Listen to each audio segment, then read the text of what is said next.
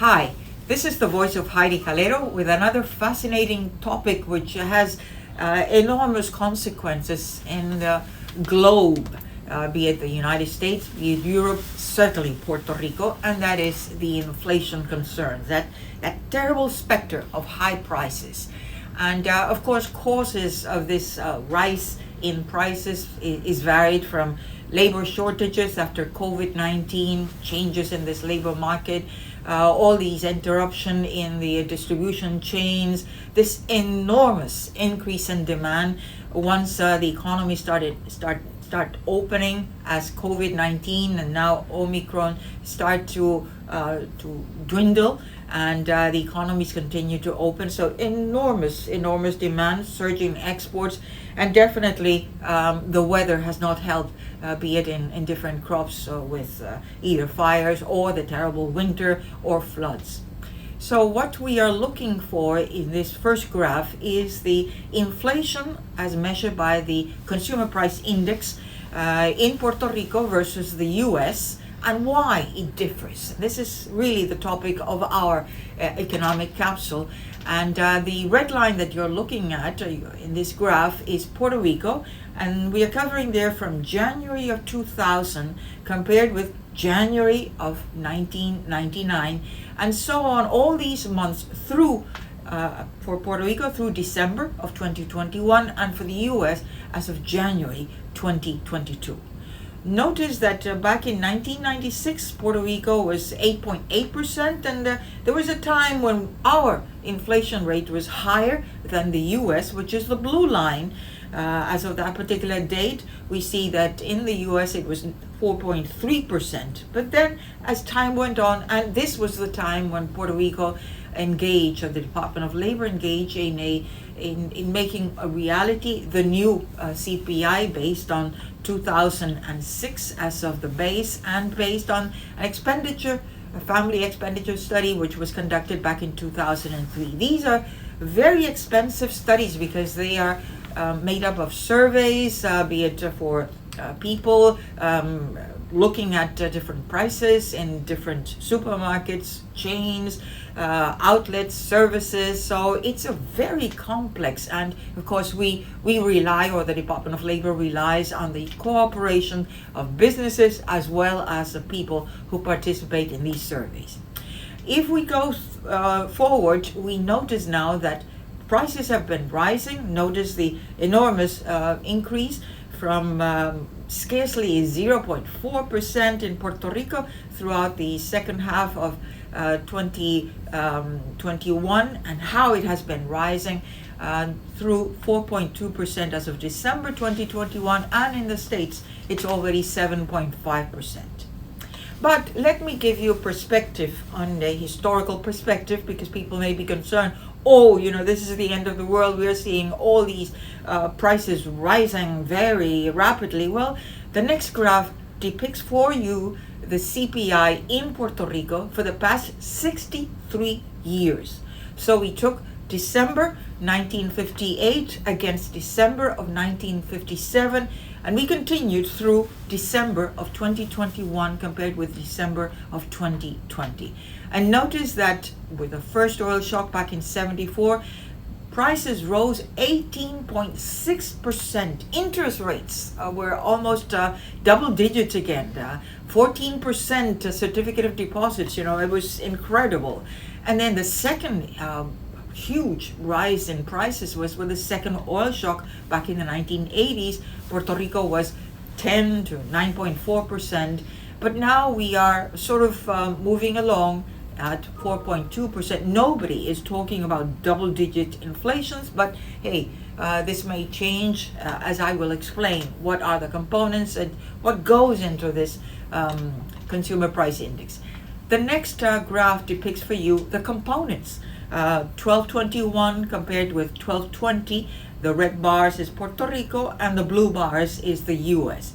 And notice that these components include education, medical care, recreation, entertainment, apparel, that's clothing and shoes, food and beverages, housing, That includes rent as well as electrodomestics and utilities, electricity, water. All those utilities are included there in housing. And then it's transportation. Here we include energy, we include gasoline. And notice that in the United States, that component has been rising 21.1%, rising double digits. And then the next one, which is pretty high, is in terms of housing, which is 7.4%. In Puerto Rico, those same components are not exactly the same, and I must tell you why. Transportation, it's 9.1%. It does include price of gasoline, which we are seeing now rise more in January, and this is only December. But interestingly enough, in housing, it looks 2% compared with 7.4%. And you know why is that? Because electricity, the utility, the Department of Labor has not been able to engage in following that formula, so they've left the utilities of electricity constant. So zero growth. That's a major component of housing elements. So that's why you see such a small increase. In food, it's pretty similar to the States. In apparel, we have a huge difference, negative 0.1 for Puerto Rico and 5.8% for the U.S. Medical care, the Vital Care, the government-sponsored plan, and Medicare Advantage is much higher percentage of that Medicare population than in the States. So 0.4% compared with 2.2% in the States. And education, more or less the same, 1.6 in the States, 1.5% increase in the U.S. Let's look now at the next graph, which gives you the weights that are ascribed to those same components of the consumer price index and which make up really the index as such, with different bases. But the root of it is that expenditure, family expenditure study, which I mentioned before. And here in Puerto Rico is based on 2006, which is a study that was made back in 2003. So that's 19 years old already. So we need to update that. So my claim to the government is dedicate some of these monies to statistics, to the Department of Labor, because this is very important. In the States, they do it on a more current basis, and it's 2020. And notice again the weight given in the States to household housing, which household operation, which is in the States 36.9%. In Puerto Rico, the weight is 25.1. Remember, electricity bill, gas bills are included in household there.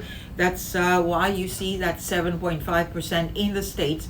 And the second one is transportation. In the States is 16.1%, 16.1 weight. In Puerto Rico is more, 24.3, and that includes the price of gasoline. So those two components represent more or less close to 50% of the weight ascribed to that price increases. So we have to be very careful as to be really measuring the correct basket of goods of an average family. And then finally, let me show you, this is a very interesting cost of living calculator which the BLS publishes in its webpage, and it compares a person who earns $35,000 wage, more or less average, compared to different cities. San Juan, Puerto Rico, compared with how much would it cost for different components, compared with Orlando in Florida, with Chicago in Illinois, with New York in, that's New York, Brooklyn in New York, and Austin, Texas. And whatever is positive, has a positive sign, indicates that Puerto Rico is more expensive, and if it has a negative sign, Puerto Rico is less expensive than those cities. And so notice that Puerto Rico is less expensive in health, it's less expensive in housing, but be careful about those utilities, which Puerto Rico is more expensive than any of those. And in transportation, it seems Puerto Rico is less expensive except for Texas, and in miscellaneous. So interesting to see how Puerto Rico compares with other cities. And for those of you who are thinking of migrating to the States, look at these calculators, because you will need to be very careful where you're going to live, work, and how many jobs you will need. So don't forget, if you liked our capsule, don't forget to give us a like in the voice of Heidie Calero, and to remember that the economy is all of us. Thank you.